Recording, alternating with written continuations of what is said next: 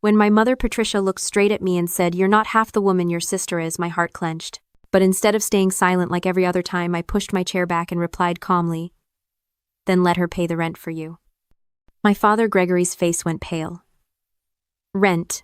What rent? And in that moment, the secret I had kept for 3 years began to spill out. Have you ever felt like the invisible one in your own family? Where are you listening to this story from? Let me know in the comments. I really want to know who this story has reached.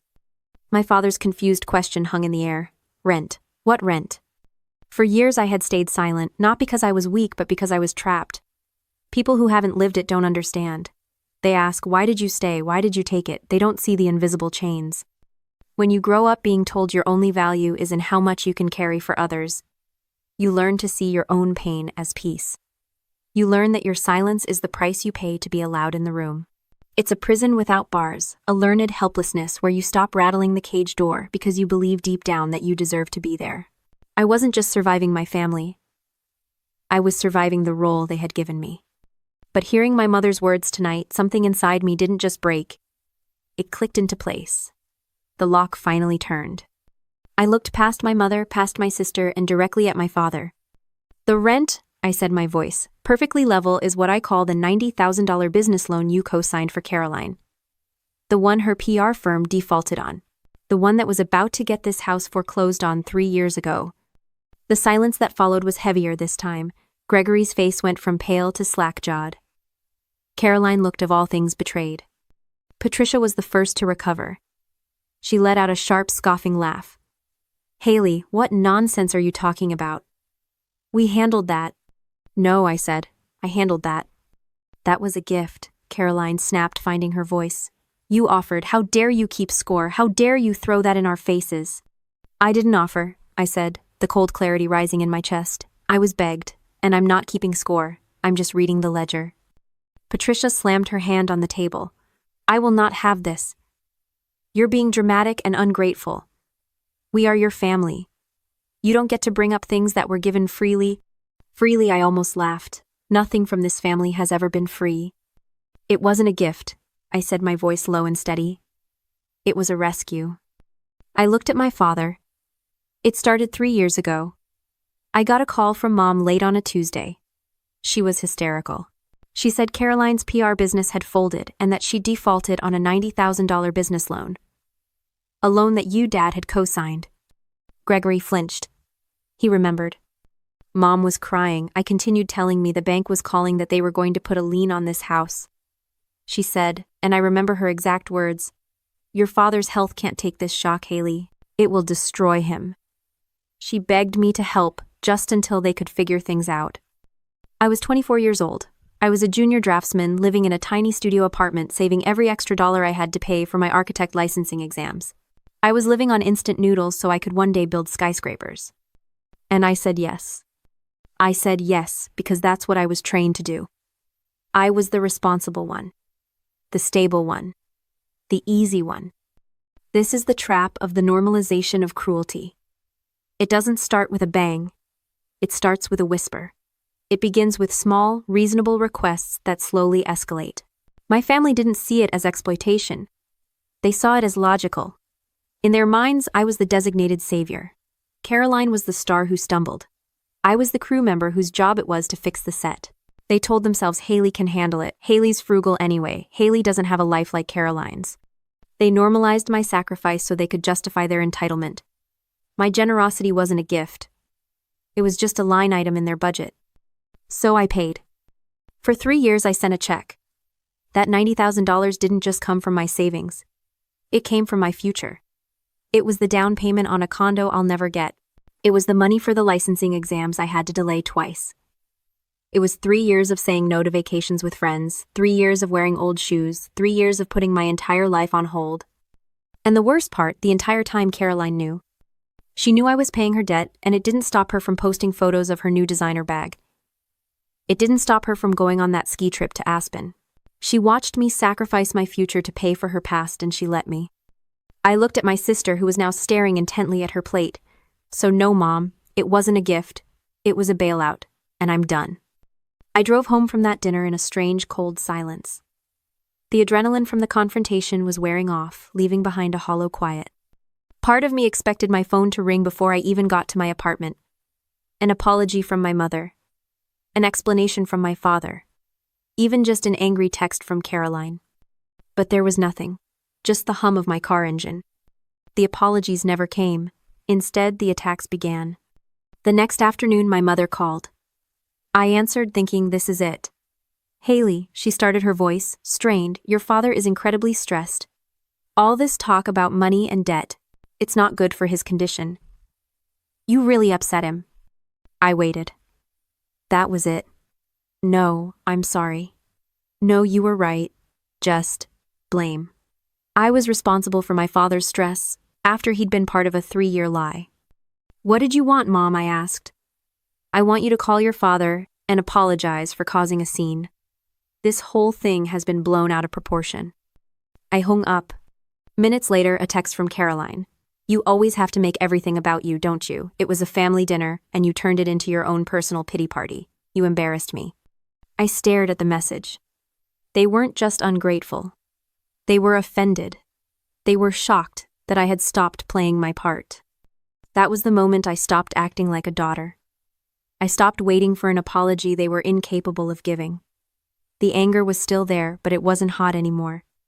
It was clinical. I am an architectural draftsman. My job is precision.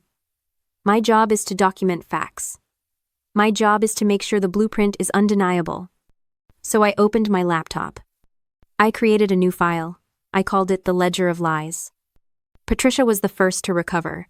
She let out a sharp, scoffing laugh. Haley, what nonsense are you talking about? We handled that. We walked out of that restaurant together, leaving behind the wreckage. I could hear my mother's voice rise in a hysterical sob as the door swung shut, but I didn't look back. The drive home was silent. Kelsey just put on some quiet music and let me stare out the window at the lights of Denver blurring past. This wasn't an emotional plea, it was an invoice. I drafted a new email. The recipients, Patricia, Gregory, and Caroline. The email was short. Enclosed, please find a complete ledger of the $90,000 I have paid on Caroline's behalf since August 2021. I require a formal, written repayment plan within 30 days. If a plan is not received by that time, this file will be forwarded to my legal counsel to begin collection proceedings. The subject line was simple repayment plan request, 30-day deadline. I stared at the send button for a single second. Then I clicked it. It wasn't revenge. It was accounting. My email with its 30-day deadline was met with complete silence. Not a single reply. Not an angry phone call. Nothing.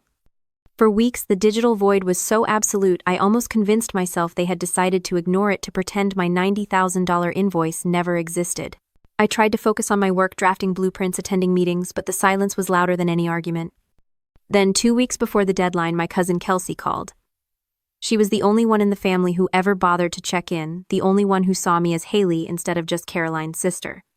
Hey, she said, her voice hesitant. Are you? Okay, I'm fine, Kels. What's up? This is going to sound weird. But did you get an invitation to a party Aunt Patricia and Uncle Gregory are throwing this huge family appreciation dinner next weekend? My stomach tightened. Appreciation for what? That's the weird part, Kelsey said. The invitation says it's to, and I'm quoting here, celebrate Caroline's incredible journey to financial responsibility and paying off her debts. I almost dropped the phone. They're celebrating her. She hasn't paid me a dime. I know, Kelsey whispered. That's why I'm calling. It feels so gross. Dad's going, but I told him it feels like a lie. Are you going? I hadn't been invited. Of course I hadn't. No, Kelsey. I wasn't invited. Haley, you have to go, she insisted. You can't let them do this. You can't let them just erase you. She was right. I was confused, but the cold, analytical part of my brain clicked back on. I needed to see this. I needed to understand the full scope of their deception. Send me the details, I said. I'll be there. The party was at a high-end restaurant in downtown Denver, a place with dark wood and velvet chairs. I walked in and saw them. My whole family gathered around a long table laughing. Caroline was at the center glowing, wearing a new dress I knew cost at least $800. Patricia saw me first. Her smile faltered for a fraction of a second. Haley, what a surprise.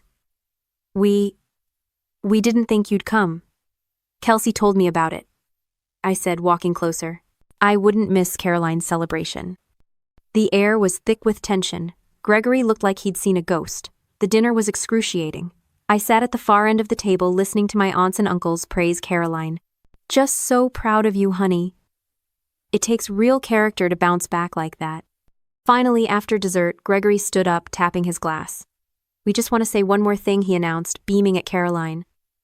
Your mother and I, we are just so impressed with your hard work and your financial responsibility. My blood ran cold. I drafted a new email. The recipients Patricia, Gregory, and Caroline. The email was short. Enclosed, please find a complete ledger of the $90,000 I have paid on Caroline's behalf since August 2021. I require a formal written repayment plan within 30 days. If a plan is not received by that time, this file will be forwarded to my legal counsel to begin collection proceedings.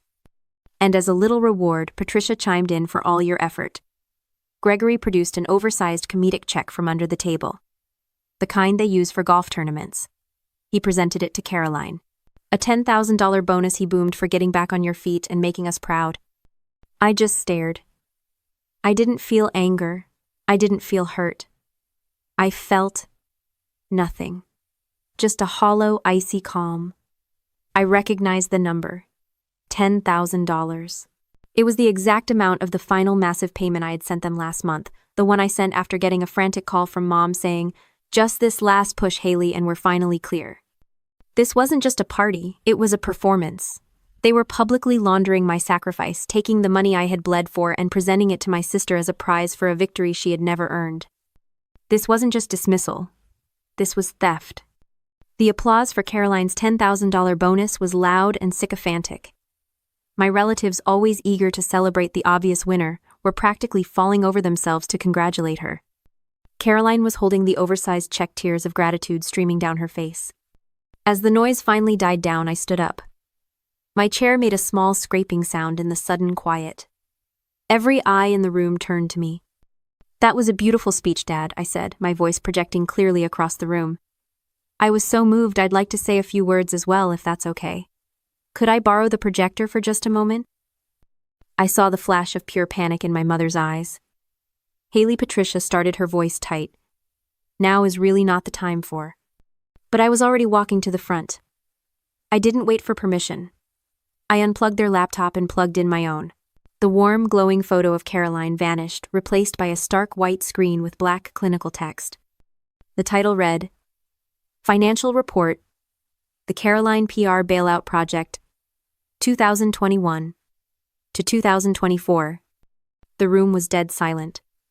I picked up the microphone, my hand perfectly steady. Thank you all for coming. I began, my voice as calm and professional as if I were in a Monday morning boardroom. I was so moved by Mom and Dad's speech about financial responsibility that I wanted to contribute my own data to the presentation.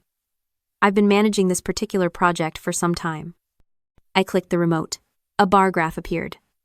This is the project overview. Total investment, $90,000. Source of funds, me.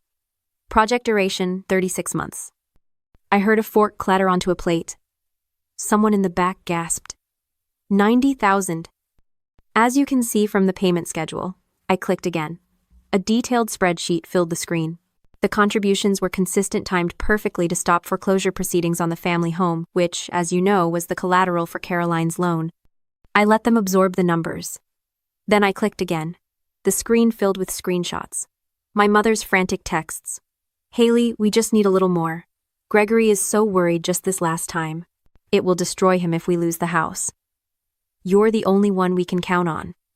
The whispers were growing louder. My aunt looked at my mother, her face a mask of disbelief. And that, I said, my voice perfectly even, brings me to tonight's wonderful celebration. I clicked one last time.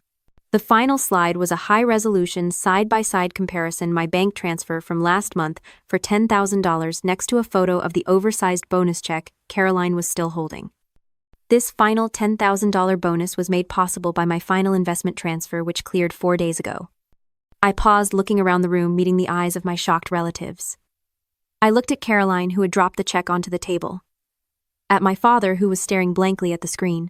At my mother, who was visibly trembling. I just want to say, I am so glad to finally see my investment being celebrated publicly. Congratulations, Caroline. The silence that followed was absolute. It was a vacuum. And then from the back of the room, my cousin Kelsey started to clap. It wasn't polite applause, it was slow, loud, and deliberate.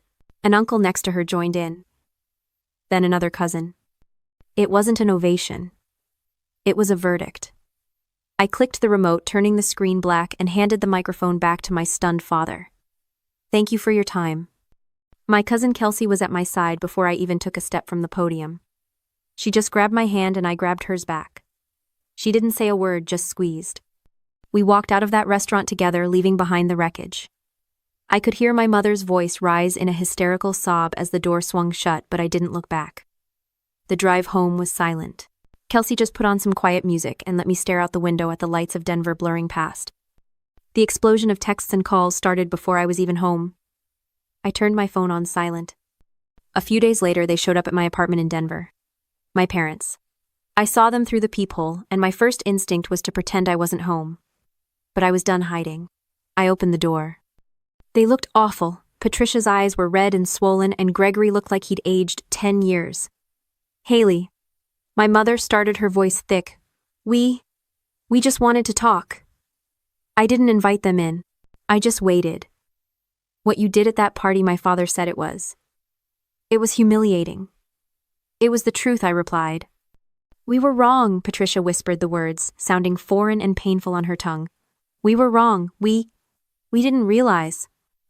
We talked about it, and we want to make it right. We're going to add your name to the deed of the house. There it was. The final transaction.